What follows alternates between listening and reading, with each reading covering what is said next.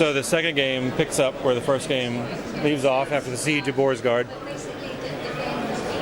The decisions that you made in the first game will carry forward in the second game. So if you have save files, it'll read those. And in particular, who survived the battle, Rook or Let. They're playing as Rook right now, and depending on who you're playing, there's a dramatic difference in how you relate to the world. So Rook is distraught after the death of his daughter.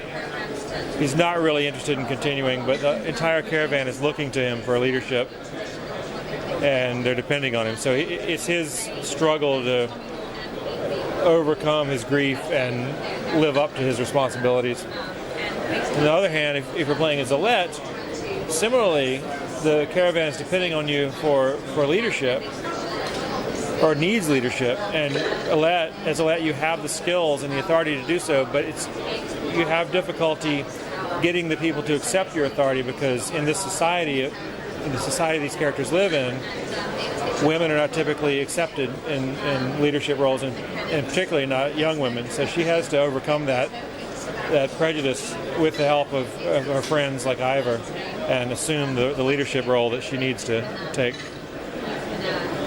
One of the things that we've changed in the Banner Saga 2 is added quite a bit of cinematic scripting in the battles. So earlier, during the tutorial, you saw a lot of things happening to set up the battle. Animations, speech, these people are coming in to save you.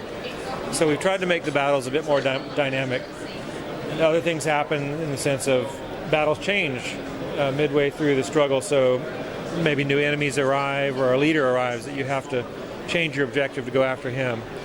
So instead of every battle being kill all the enemies and win, we've tried to add some more variety for win conditions and other strategies. Overall, we've taken the approach of keeping the game mechanics the same. We haven't made any drastic changes, but we've added a lot of classes, a lot of characters. We've doubled the number of classes available to you. We've made refinements like the cinematic battles and different win conditions. Refined the way you interact with your clansmen and your fighters. You can train the clansmen to become fighters. The clansmen help spread word of your leadership and renown. So we made a lot of refinements and polish. But we intend for you to be able to sit down and play this game back to back with the first game, second game, and ultimately the third game as a trilogy, and they should all feel very coherent as if they're the same game.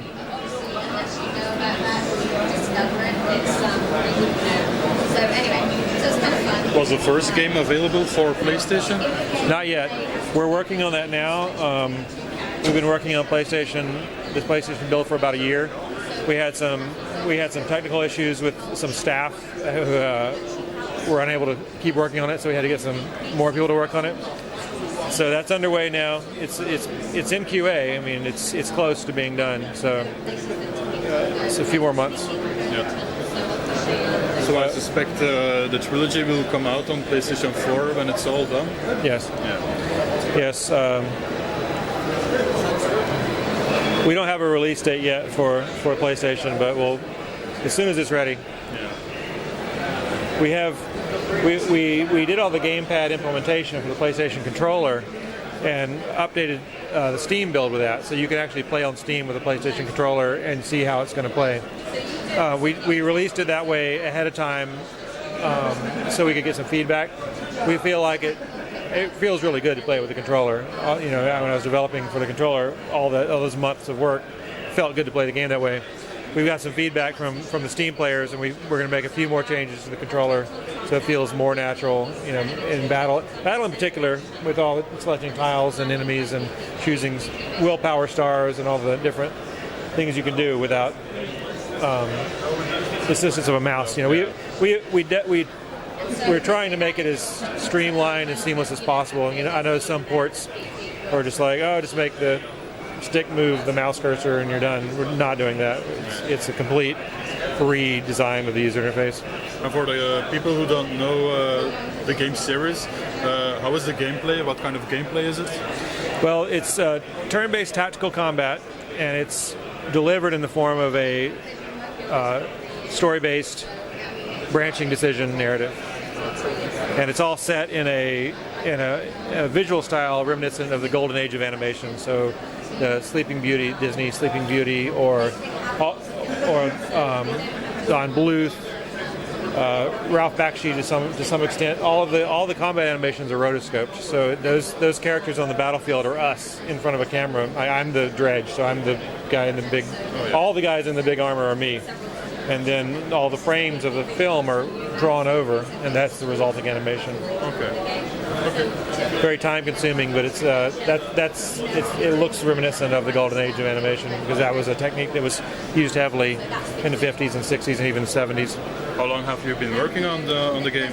Well, we started our company about 4 years ago. We released Banner Saga 1 a year and a half ago. So about 4 years altogether. Banner Saga 2 has been in full development for about a year. Okay. Thank you for the explanations. Thank you. And goodbye.